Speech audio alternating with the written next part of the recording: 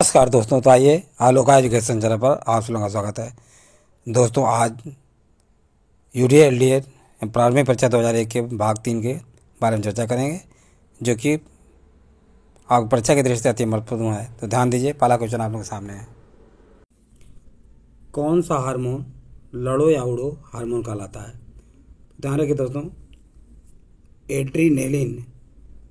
Adrenaline hormone ऐसा है जिसे हार्मोन लड़ो या उड़ो हार्मोन कहलाता है। एड्रेनलिन ग्रंथि मनुष्य के शरीर में होने वाले अंतःस्रावों को बहुत हद तक प्रभावित करती है। यह कार्टिकोस्टेरॉयड क्या है? कार्टिकोस्टेरॉयड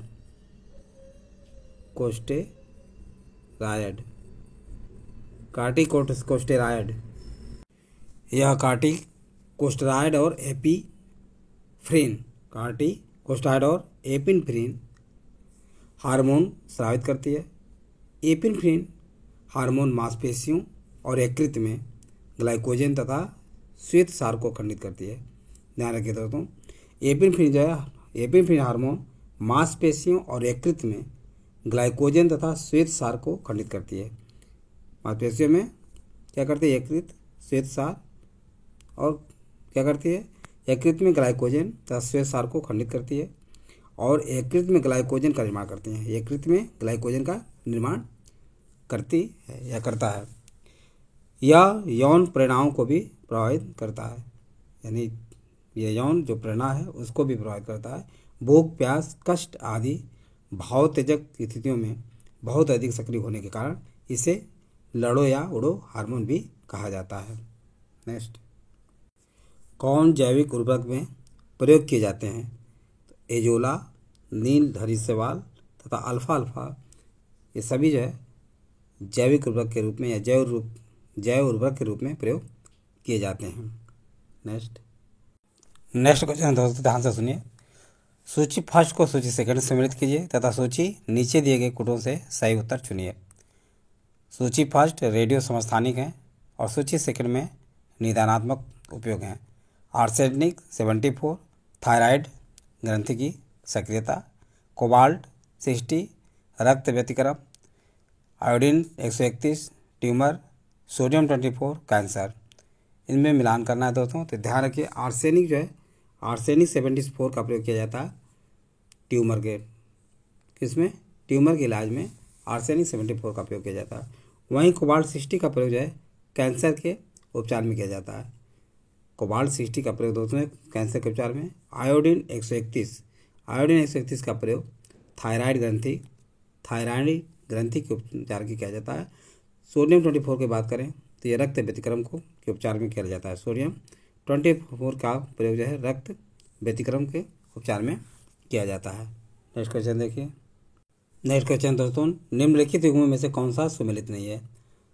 फुलरेंस फ्लोरीन युक्त कार्बनिक यौगिक, शुष्क बर्फ ठोस कार्बन डाइऑक्साइड, केराटिन मानव त्वचा के बाहरी परत में पाया जाने वाला प्रोटीन है। मास्टर गैस रासायनिक युद्ध में प्रयुक्त होने वाला विषैला द्रव है। तो इसमें फ्लोरेंस जो है दोस्तों सुमेलित नहीं है। फ्लोरेंस क्या है? सुमेलित नहीं है। फ्लोरेंस फ्लोरीन युक्त कार्बनिक यौगिक ये सुमेलित नहीं है, बल्कि शुष्क बर्फ जो है ठोस कार्बन डाइऑक्साइड है। वहीं केराटिन जो है मानव त्वचा के बाहरी परत में पाया जाने वाला प्रोटीन है। केराटिन क्या है? मानव त्वचा में, यानी मानव त्वचा के बाहरी परत में पाया जाने वाला प्रोटीन है। केराटिन क्या है? मानव त्वचा में बाहरी परत में पाया जाने वाला प्रोटीन है। मास्टर गैस रासायनिक युद्ध में प्रयुक्त होने वाला विषैला द्रव है। मास्टर गैस क्या है? रासायनिक युद्ध में प्रयुक्त होने वाला विषैला द्रव है। तो आप लोग समझ में आ गया। नेक्स्ट क्वेश्चन देखिए। निम्न को सुमेलित कीजिए। सूची फर्स्ट है बांध है और सूची सेकंड प्रदेश है। इसमें विकल्प है ए फरक्का पश्चिम बंगाल, घाट प्रभा उड़ीसा, हीराकुंड गुजरात और काकरापार कर्नाटक। इनमें सुमेलित दोस्तों जो है ध्यान दीजिए क्या है? फरक्का पश्चिम बंगाल में। फरक्का क्या है? पश्चिम बंगाल में है दोस्तों। वहीं घाट प्रभा जो है कर्नाटक में है और हीराकुंड परियोजना जो है कहाँ पे? उड़ीसा राज्य में। काकरापार कहाँ पे? गुजरात में है। तो ये सुमेलित है, यानी फरक्का कहाँ? पश्चिम बंगाल में, घाट प्रभा कर्नाटक में, हीराकुंड बांध जो है उड़ीसा में, काकरापार बांध जो है गुजरात में स्थित है। नेक्स्ट क्वेश्चन देखिए। नेक्स्ट क्वेश्चन देखिए, सूची फर्स्ट को सूची सेकंड से सम्मिलित कीजिए। सूची फर्स्ट स्थान है, सूची सेकंड में उद्योग है। विशाखापत्तनम मोटर गाड़ियाँ, मुरी पोत निर्माण, गुड़गांव उर्वरक, पनकी एल्युमिनियम। इनमें से सम्मिलित करना है कि कौन कहाँ पे है। तो ध्यान रखिए दोस्तों, इसमें विशाखापत्तनम को जो है क्या होता है, विशाखापत्तनम में पोत निर्माण का कार्य होता है। विशाखापत्तनम में पोत निर्माण का कार्य होता है। वहीं दोस्तों जो मुरी जो कि उड़ीसा में एल्युमिनियम का कार्य होता है, एल्युमिनियम उद्योग धंधे हैं। गुड़गांव की बात करें तो गुड़गांव जो है मोटर गाड़ियों का निर्माण किया जाता है। पनकी दोस्तों जो है उर्वरक के लिए प्रसिद्ध है। पनकी क्या है, उर्वरक के लिए प्रसिद्ध है। नेक्स्ट क्वेश्चन देखिए। नेक्स्ट क्वेश्चन दोस्तों, प्रधानमंत्री की ग्राम सड़क योजना। तो प्रधानमंत्री की ग्राम सड़क योजना जो है उन गाँव में जो सड़क से भली भांति संबद्ध नहीं है या जुड़े नहीं हैं, सामुदायिक जीवन का विकास करने हेतु जो है प्रधानमंत्री की ग्राम सड़क योजना उन गाँव में जो सड़क से भली भांति जुड़े नहीं हैं, सामुदायिक जीवन का विकास करने हेतु 15 अगस्त 2005 को, कब 15 अगस्त 2005 ईस्वी को प्रधानमंत्री ने प्रधानमंत्री ग्राम सड़क योजना की घोषणा की। प्रधानमंत्री ग्राम सड़क योजना की घोषणा की कब, 15 अगस्त 2005 को। योजना के पहले चरण में 1000 से अधिक आबादी वाले 1000 से अधिक आबादी वाले गाँवों को अगले 3 वर्षों में अच्छी सड़कों से जोड़ने की योजना है। दूसरे चरण में 500 से अधिक आबादी वाले गाँवों को सन 2007 तक अच्छी सड़कों से जोड़ने की योजना थी। तो प्रश्न काल के समय से का वर्णन है। तो ये बात ध्यान रखिए कि 15 अगस्त 2005 को प्रधानमंत्री ने प्रधानमंत्री ग्राम सड़क योजना की घोषणा की थी। तो ये बात समझ में आ गई। नेक्स्ट क्वेश्चन देखिए। ग्रीष्म काल में आर्द्र ऊष्मा का अनुभव होता है जब मौसम। तो ग्रीष्म काल में आर्द्र ऊष्मा का अनुभव कब होता है। आर्द्र ऊष्मा का अनुभव दोस्तों जो है उमस वाला होता है, तब होता है कब, उमस वाला मौसम हो तो उस समय जो आर्द्र ऊष्मा का क्या होता है, अनुभव होता है। ग्रीष्म काल में आर्द्र ऊष्मा का अनुभव होता है जब मौसम क्या है, उमस वाला होता है। नेक्स्ट, संवैधानिकेतर का अर्थ है वह शक्ति जो संविधान सम्मत नहीं है। संवैधानिकेतर का अर्थ है, संवैधानिकेतर अधिकार का अर्थ जो है वह शक्ति जो संविधान सम्मत नहीं है। संवैधानिकेतर निकाय से आशय ऐसे अधिकारों से है जो संविधान सम्मत नहीं है, अर्थात जिसका उल्लेख संविधान में नहीं किया गया है। जैसे भारत में योजना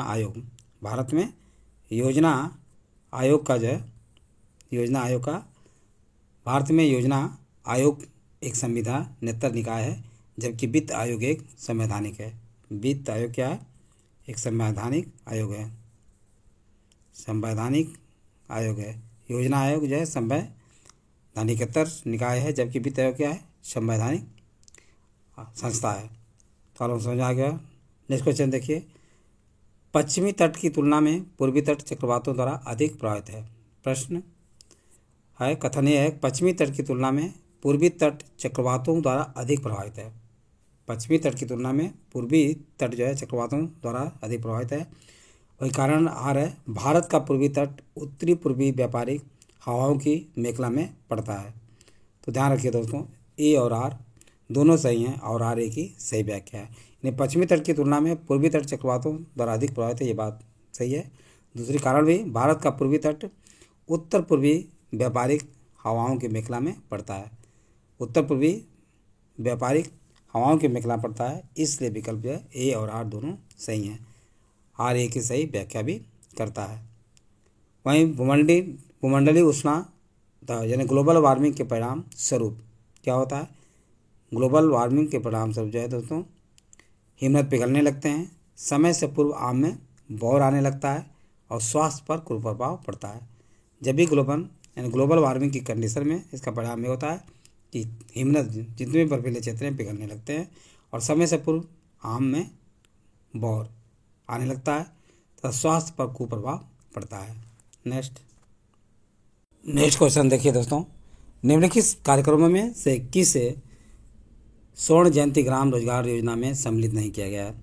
तो स्वर्ण जयंती ग्रामीण रोजगार योजना में किसे सम्मिलित नहीं किया गया है? तो JRY को, यानी JRY जवाहर रोजगार योजना को शामिल इसमें नहीं किया गया है, बल्कि 3 जो है क्या है, IRDP, ट्राइसेम और ड्वाकरा, ये तीनों के तीनों जो है स्वर्ण जयंती ग्राम स्वरोजगार योजना में शामिल हैं। तो स्वर्ण जयंती ग्राम स्वरोजगार योजना में 6 योजनाओं का विलय किया गया है। ये इस प्रकार हैं: समन्वित ग्रामीण विकास कार्यक्रम, स्वरोजगार के लिए ग्रामीण युवाओं का प्रशिक्षण कार्यक्रम, ग्रामीण क्षेत्र में महिला एवं बाल विकास कार्यक्रम, ग्रामीण दस्तकारों को उन्नत औजार की किट की आपूर्ति का कार्यक्रम, गंगा कल्याण योजना तथा 10 लाख कुओं का योजना। ये सभी के सभी जो है स्वर्ण जयंती ग्राम स्वरोजगार योजना में शामिल है, यानी 6 योजनाओं का विलय किया गया है। तो बात हमें लोगों को समझ में आ गया होगा। नेक्स्ट क्वेश्चन देखिए, निम्नलिखित में से किसने सकल राष्ट्रीय सुख को प्रगति का सूचक चुना है? तो भूटान ने सकल राष्ट्रीय सुख को प्रगति का सूचक चुना है। नेक्स्ट क्वेश्चन दोस्तों, पारिस्थितिकी तंत्र में उच्चतम पोषण स्तर प्राप्त है। तो सर्वाहारी वर्ग को जो है उच्चतम पोषण तत्व जो है उच्चतम पोषण स्तर प्राप्त है। पारिस्थितिकी तंत्र में जैव घटकों के 2 प्रमुख वर्ग हैं, उत्पादक और उपभोक्ता। कौन कौन वर्ग हैं? उत्पादक एवं उपभोक्ता 2 वर्ग हैं। उपभोक्ता, उत्पादक एवं उपभोक्ता जो है पारिस्थितिकी तंत्र में जैव घटक के 2 प्रमुख वर्ग हैं। भौतिक पर्यावरण से अपना भोजन स्वयं बना लेते हैं, उन्हें स्वपोषित जीव कहते हैं। जो अपना भोजन स्वयं बनाते हैं उन्हें स्वपोषित कहते हैं। क्या कहते हैं? स्वपोषित कहा जाता है। स्वपोषित कहते हैं, स्वयं भोजन बना लेते हैं, उन्हें स्वपोषित जीव कहते हैं। हरे पौधे प्राथमिक उत्पादक हैं क्योंकि वे प्रकाश संश्लेषण द्वारा अपना भोजन प्राप्त करते हैं। अन्य सभी जीव उपभोक्ता कहलाते हैं क्योंकि वे अपनी भोजन के लिए दूसरे जीवों पर निर्भर रहते हैं। मनुष्य सर्वाहारी है क्योंकि यह पौधों और जंतुओं दोनों से भोजन प्राप्त करता है। नेक्स्ट क्वेश्चन देखिए, सर्वाधिक जैव विविधता पाई जाती है। तो सर्वाधिक जैव विविधता जो है कहाँ पाई जाती है? सर्वाधिक जैव विविधता दोस्तों जो है पाई जाती है कहाँ पे? शांत घाटी में। केरल के शांत घाटी में दोस्तों ध्यान रखिए सर्वाधिक जैव विविधता पाई जाती है। केरल स्थित शांत घाटी अपनी असीमित जैव विविधता के लिए प्रसिद्ध है, लेकिन आज यह पारिस्थितिकी असंतुलन की समस्या से जूझ रहा है। तो शांत घाटी में सर्वाधिक जैव विविधता पाई जाती है, ये बात आप लोग ध्यान रखिए। भारत की नगरीय जनसंख्या की वार्षिक घाती वृद्धि क्या है? तो भारत के नगरीय जनसंख्या की वार्षिक घाती वृद्धि दर उच्चतम थी, किसमें थी? 1961 से 71 तक के दशक में। 1961 से 71 के दशक में ध्यान रखिए दोस्तों, भारत की नगरीय जनसंख्या की वार्षिक घाती वृद्धि दर उच्चतम थी। भारत के नगरीय जनसंख्या की घाती वृद्धि दर जो है उच्चतम किसमें थी? 1961 से 71 तक। वहीं नेक्स्ट क्वेश्चन की बात करें, 1991 की जनगणना के संदर्भ में निम्न कथनों में से कौन सा कथन सत्य नहीं है? तो ध्यान रखिए दोस्तों, जो है कथन सी यानी चतुर्वर्ग के नगरों में नगरीय केंद्रों की संख्या सर्वाधिक थी, ये बात सत्य नहीं है। कौन कौन बात सत्य हैं? 1991 की जनगणना के अनुसार भारत की नगरीय जनसंख्या का सर्वाधिक सांद्रण महाराष्ट्र में पाया गया। कहाँ पे? सर्वाधिक सांद्रण जो है महाराष्ट्र में पाया गया। कहाँ पे? महाराष्ट्र में पाया गया। वहीं देश का सर्वाधिक नगरीकृत राज्य गोवा है। देश का सर्वाधिक नगरीकृत राज्य 2001 के अनुसार कौन है? गोवा। और प्रथम वर्ग के नगरों में देश की नगरीय जनसंख्या सर्वाधिक सांद्रण पाया जाता है। प्रथम वर्ग के नगरों में देश की नगरीय जनसंख्या सर्वाधिक पाई जाती है। तो ध्यान रखिए, भारत का जनसंख्या का सर्वाधिक सांद्रण चतुर्थ वर्ग के नगरों में नहीं बल्कि प्रथम वर्ग के नगरों में है। भारत का सर्वाधिक नगरीकृत राज्य गोवा है, जबकि जनसंख्या का सर्वाधिक सांद्रण महाराष्ट्र में पाया जाता है। तो ये बात ध्यान रखिए। नेक्स्ट क्वेश्चन देखिए। नेक्स्ट क्वेश्चन है दोस्तों, किसने कहा था दरो दीवार पे हसरत की नज़र करते हैं? क्या? दरो दीवार पे हसरत की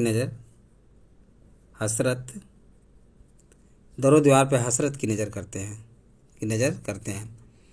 ये बात खुश रहो आले वतन हम तो सफ़र करते हैं। किसने कहा था दरो दीवार पे हसरत की नज़र करते हैं, खुश रहो आले वतन हम तो सफ़र करते हैं। ये बात किसने कही थी? तो दोस्तों अशफाक उल्लाह खां के बारे में ये बात कही जाती है कि दरो दीवार पे हसरत की नज़र करते हैं, खुश रहो आले वतन हम तो सफ़र करते हैं। नेक्स्ट क्वेश्चन है, किसने भारतीय राष्ट्रीय कांग्रेस पर प्रार्थना, याचना तथा विरोध की राजनीति करने का आरोप लगाया था? किसने भारतीय राष्ट्रीय कांग्रेस पर जो है क्या प्रार्थना, याचना तथा विरोध की राजनीति करने का आरोप लगाया गया था? तो ये बात किसके पर आती है? बाल गंगाधर तिलक दोस्तों जो है ने कांग्रेस पर प्रार्थना, याचना तथा विरोध की राजनीति का आरोप लगाया था। राजद्रोह के सबसे खतरनाक करतूतों में से एक भारतीय असंतोष के वास्तविक जनक, भारत के बेताज बादशाह एवं लोकमान्य के नाम से प्रसिद्ध बाल गंगाधर तिलक का जन्म कोंकण तट के रत्नगिरी नामक स्थान पर हुआ था। कहाँ पे? कोंकण तट के रत्नगिरी नामक स्थान पे हुआ था। कब हुआ था? 23 जुलाई 1856 को। 23 जुलाई 1856 ईस्वी में बाल गंगाधर तिलक का जन्म है रत्नगिरी नामक स्थान पर उच्च जाति के चित्पावन ब्राह्मण के घर हुआ था 1856 में 23 जुलाई। ये बात ध्यान रखिए। नेक्स्ट क्वेश्चन देखिए, कथन और कारण का सवाल है दोस्तों, ध्यान रखिए। महात्मा गांधी द्वारा नमक आंदोलन वर्ष 1930 में चलाया गया था। कारण है, महात्मा गांधी का उद्देश्य था कि गरीबों को नमक मुक्त उपलब्ध हो। उपयुक्त दोनों वक्तव्यों के संदर्भ में निम्नलिखित में से कौन सा सही है? तो ध्यान रखिए, महात्मा गांधी द्वारा नमक आंदोलन वर्ष 1930 में चलाया गया, ये बात दोस्तों जो है बिल्कुल सही है। लेकिन महात्मा गांधी का उद्देश्य था कि गरीबों को नमक मुक्त उपलब्ध हो, तो ये बात सही नहीं है, ये गलत है। तो ए सही है और आर क्या है? गलत है। यानी महात्मा गांधी द्वारा नमक आंदोलन वर्ष 1930 में चलाया गया, ये बात तो बिल्कुल सही है। लेकिन महात्मा गांधी का उद्देश्य गरीबों को नमक मुक्त कराना था, ये बात गलत है। तो ध्यान रखिए। आगे देखते हैं, असहयोग आंदोलन के दौरान विदेशी वस्त्रों के जलाए जाने पर किसने महात्मा गांधी को लिखा था कि यह निष्ठुर बर्बादी है? ये बात जो है असहयोग आंदोलन के जब विदेशी कपड़ों को जलाया जाने लगा उस समय रविंद्रनाथ टैगोर ने, कौन? रविंद्रनाथ टैगोर का कहना था कि विदेशी वस्त्रों के जलाए जाने पर महात्मा गांधी को लिखा था कि यह निष्ठुर बर्बादी है। क्या है? यह निष्ठुर बर्बादी है। निष्ठुर बर्बादी किसने कहा था? रविंद्रनाथ टैगोर ने कहा था। और कब? असहयोग आंदोलन के समय जब विदेशी वस्त्रों को जलाया जाने लगा था। चंपारण जनपद में तिनकठिया प्रथा का तात्पर्य क्या है? तो चंपारण जनपद में तिनकठिया प्रथा का तात्पर्य, चंपारण जनपद में तिनकठिया 3/20 का तात्पर्य क्या है? यानी किसानों द्वारा 3/20 भूभाग पर नील की खेती करना। किसानों द्वारा अपने भूभाग पर 3/20 भाग पर क्या नील की खेती करना था। 19वीं शताब्दी के आरंभ में गोरे बागान मालिकों ने किसानों से एक अनुबंध करा लिया था जिसके तहत किसानों को अपनी जमीन के 3/20वें हिस्से में नील की खेती करना अनिवार्य था। नेक्स्ट क्वेश्चन है, निम्नलिखित में से किन सिख गुरुओं को तत्कालीन शासकों द्वारा मृत्युदंड दिया गया था? तो तत्कालीन शासकों द्वारा मृत्युदंड किसे दिया गया था? गुरु अर्जुन देव को और गुरु तेग बहादुर को। गुरु अर्जुन देव को जहांगीर ने फांसी पर दे दिया था और गुरु तेग बहादुर ये दो गुरु हैं जो कि जिन्हें की फांसी दिया गया था। गुरु अर्जुन देव को जहांगीर ने फांसी की सजा दी थी जबकि गुरु तेग बहादुर को औरंगजेब ने फांसी दी थी।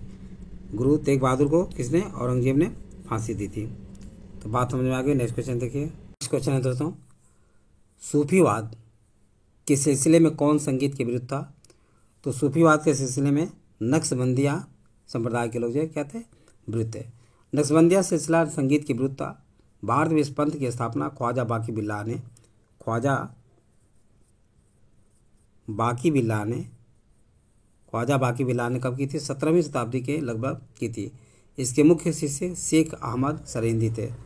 इनके शेख थे शेख अहमद सरहिंदी थे। शेख अहमद सरहिंदी जो है ख्वाजा बाकी बिल्लाह के शिष्य थे और नक्शबंदिया की स्थापना ख्वाजा बाकी बिल्लाह ने कब की थी? 17वीं शताब्दी में की थी। इनके शिष्य थे शेख अहमद सरहिंदी। नेक्स्ट ध्यान रखिए दोस्तों, नेक्स्ट क्वेश्चन, भारत में सोयाबीन का अग्रणी राज्य उत्पादक राज्य कौन सा है? तो भारत में सोयाबीन का अग्रणी उत्पादक राज्य है मध्य प्रदेश है। सोयाबीन के अधीन क्षेत्रफल और उत्पादन दोनों की दृष्टि से मध्य प्रदेश का प्रथम स्थान है। सोयाबीन के कुल क्षेत्रफल का लगभग 88%, कितना है? 88% जो है मध्य प्रदेश में स्थित है, जहाँ से कुल उत्पादन का 65.6% भाग प्राप्त होता है। 65.6% भाग प्राप्त होता है। ये 2001 की परीक्षा के तहत अनुसार, यानी 88% जो मध्य प्रदेश में क्या है? क्षेत्रफल है, जो जहाँ पर सोयाबीन उत्पादन किया जाता है। वहीं कुल उत्पादन की बात करें तो 65.6% भाग जो है प्राप्त होता है। नेक्स्ट क्वेश्चन है, राष्ट्रीय विकास परिषद का मुख्य संबंध है। तो राष्ट्रीय विकास परिषद का मुख्य संबंध है पंचवर्षीय योजनाओं के अनुमोदन से। क्या है? पंचवर्षीय योजनाओं के अनुमोदन से है। पंचवर्षीय योजनाओं के अनुमोदन से है। पंचवर्षीय योजनाओं के अनुमोदन का कार्य राष्ट्रीय विकास परिषद करती है। कौन करती है? राष्ट्रीय विकास परिषद दोस्तों जो है पंचवर्षीय योजनाओं के अनुमोदन का कार्य करता है। राष्ट्रीय विकास परिषद योजना आयोग से उच्च निकाय है।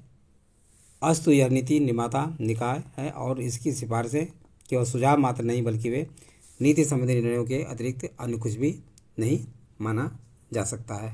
नेक्स्ट क्वेश्चन देखिए, निम्नलिखित देशों में कौन संघाई 5 का सदस्य नहीं है? संघाई 5 का सदस्य नहीं है। तो ध्यान रखिए, संघाई 5 का सदस्य कौन नहीं है? वियतनाम नहीं है। वियतनाम नहीं है। ये परीक्षा के दृष्टि 2001 के तहत उस समय वियतनाम नहीं था। लेकिन मूलतः क्षेत्रीय सीमावर्ती विवादों के समाधान के लिए 1996 में, कब? 1996 ईस्वी में गठित 5 देशों के संघाई 5 का औपचारिक रूपांतरण अतः अपेक्षाकृत अधिक व्यापक संघाई सहयोग संगठन के रूप में हो गया। नवगठित संघाई सहयोग संगठन में संघाई 5 सदस्य कौन कौन है? रूस है, रूस, चीन, कजाकिस्तान,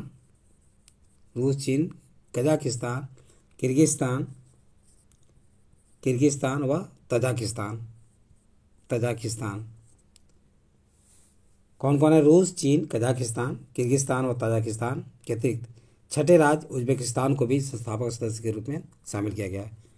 छठे राज्य उज्बेकिस्तान को भी क्या किया गया? इसमें शामिल किया गया। लेकिन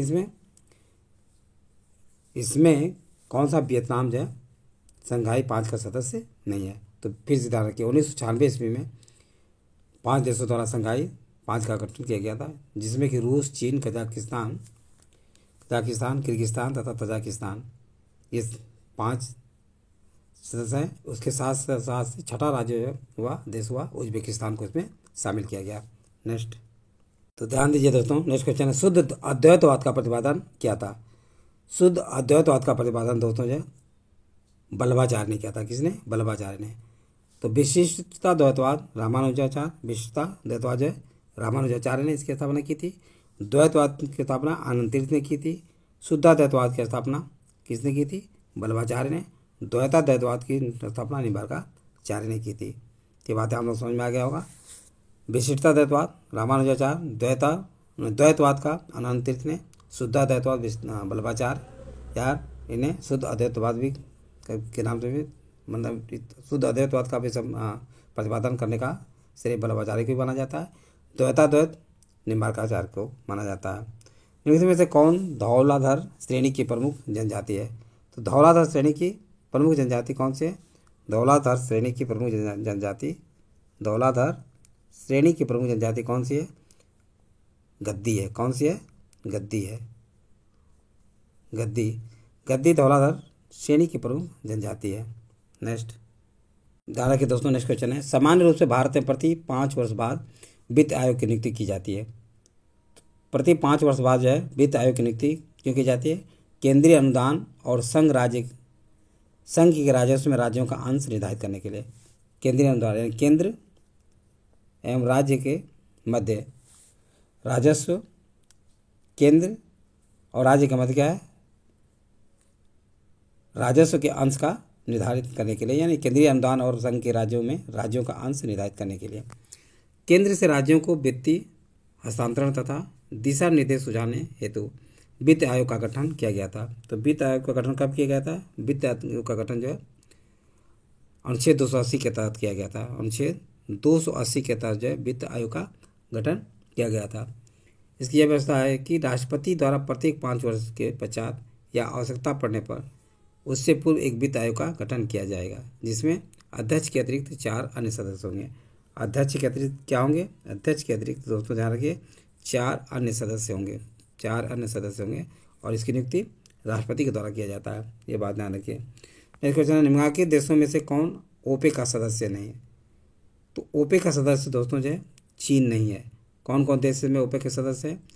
ओपेक पेट्रोलियम निर्यातक देशों के संगठन ओपेक में कुल कितने हैं? 11 सदस्य हैं।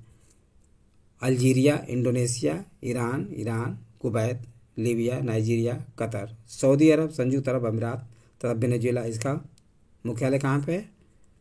मुख्यालय इसका वियना में है। कहाँ पे? वियना में। ऑस्ट्रिया की राजधानी वियना में इसका मुख्यालय है। किसका? ओपेक यानी पेट्रोलियम निर्यातक देशों के संगठन का मुख्यालय वियना में स्थित है। नेक्स्ट क्वेश्चन देखिए दोस्तों, सूची फर्स्ट को सूची सेकंड से सुमेलित कीजिए तथा सूचियों के नीचे दिए गए कोड का प्रयोग करते हुए सही उत्तर चुनिए। तो ध्यान रखिए इसमें अनुच्छेद 40 किससे? ग्राम पंचायतों का गठन से है। अनुच्छेद 40 ग्राम पंचायतों का गठन से है। वहीं अनुच्छेद 41 जो है काम करने का अधिकार है। अनुच्छेद 41 में काम करने का अधिकार का वर्णन है। अनुच्छेद 44 यह निर्धारित करता है कि समान नागरिक संहिता को निर्धारित करता है। अनुच्छेद 48 में बात कही गई है कि कृषि एवं पशुपालन व्यवस्था। अनुच्छेद 48 में कृषि एवं पशुपालन व्यवस्था की बात कही गई है। नेक्स्ट, निम्नलिखित में से कौन सी गैस वायुमंडल में अम्लीय वर्षा की उत्पत्ति के लिए उत्तरदायी है? तो अम्लीय वर्षा की उत्पत्ति के लिए उत्तरदायी गैस कौन सी है दोस्तों? SO2 यानी सल्फर डाइऑक्साइड। सल्फर डाइऑक्साइड जो है अम्लीय वर्षा के लिए उत्तरदायी है। वायुमंडल में अम्लीय वर्षा के लिए उत्तरदायी गैस है SO2। भारत में तृतीयक क्षेत्र में सम्मिलित हैं। भारत में तृतीयक क्षेत्र में क्या क्या सम्मिलित है? भारत में तृतीयक क्षेत्र में दोस्तों ध्यान रखिएगा क्या क्या सम्मिलित है? व्यापार एवं परिवहन और वित्त एवं वास्तविक स्थावर संपदा। तृतीयक क्षेत्र में व्यापारिक परिवहन, संचार, बैंकिंग, बीमा, वास्तविक जायदाद तथा सामुदायिक व व्यक्तिगत सेवाएं सम्मिलित की जाती हैं। जबकि प्राथमिक क्षेत्र में कृषि, वन, मत्स्य क्षेत्र कौन कौन है? कृषि, वन, मत्स्य क्षेत्र जो है ये प्राथमिक क्षेत्र में शामिल है। क्षेत्र खाने आदि को सम्मिलित किया जाता है। तो बात समझ में आ गई। नेक्स्ट क्वेश्चन देखिए, बरमुडा त्रिभुज अवस्थित है। बरमुडा त्रिभुज है अवस्थित है। कहाँ पे अवस्थित है? बरमुडा त्रिभुज दोस्तों जो ध्यान रखिए पश्चिमी उत्तरी अटलांटिक महासागर में, पश्चिमी उत्तरी अटलांटिक में बरमुडा त्रिभुज स्थित है। बरमुडा त्रिभुज पश्चिमी उत्तरी अटलांटिक महासागर में स्थित है। अटलांटिक महासागर में इस भाग में जहाज़ों और वायुयानों के गायब होने की जो घटनाएं या दुर्घटनाएं अब तक हुई हैं उनमें पाया गया है कि जब भी कोई वायुयान या जहाज़ इसमें पहुंचता है तो उसके रडार, रेडियो वायरलेस या तो काम नहीं कर पाते हैं या फिर धीरे धीरे काम करना बंद कर देते हैं। नेक्स्ट क्वेश्चन के बारे में चर्चा करते हैं। सूची फर्स्ट को सूची सेकंड से सम्मिलित कीजिए तथा सूची नीचे दिए कोटों से सही उत्तर का चयन कीजिए। तो ध्यान रखिए दोस्तों इसमें इडुक्की परियोजना किससे संबंधित है? पेरियार से। और माता टीला बांध जो है बेतवा नदी पर स्थित है। नागार्जुन सागर बांध जो है कृष्णा नदी पर है। पोचमपादन परियोजना कहाँ पे? गोदावरी नदी पर स्थित है। तो इडुक्की पेरियार नदी केरल में है। माता टीला बेतवा नदी मध्य प्रदेश उत्तर प्रदेश में है। नागार्जुन सागर कृष्णा नदी पर आंध्र प्रदेश में। पोचमपाद जो है गोदावरी नदी पर स्थित है। नेक्स्ट क्वेश्चन देखिए, जब कोई जहाज नदी से निकलकर सागर में प्रवेश करता है तो कुछ ऊपर उठ जाता है। कारण है सागर के जल का घनत्व तो नदी के जल के घनत्व से अधिक है। तो ध्यान रखिए दोस्तों ये बात दोनों सत्य है। जब कोई जहाज नदी से निकल करके जब सागर में प्रवेश करता है जाता है तो कुछ तल से ऊपर उठ जाता है। वहीं कारण जो सागर के जल का घनत्व क्या है, नदी के घनत्व से अधिक होता है। यही कारण है कि जहाज जब नदी से निकलकर सागर में प्रवेश करता है तो वह कुछ ऊपर उड़ जाता है। तो विकल्प दोनों सही हैं, ए और आर दोनों सही हैं तथा आर ए की सही व्याख्या है। नेक्स्ट क्वेश्चन देखिए दोस्तों, सूची फर्स्ट को सूची सेकेंड से सम्मिलित किया गया है। यानी गुजरात में काकरापार है, काकरापार कहाँ पे, गुजरात में है।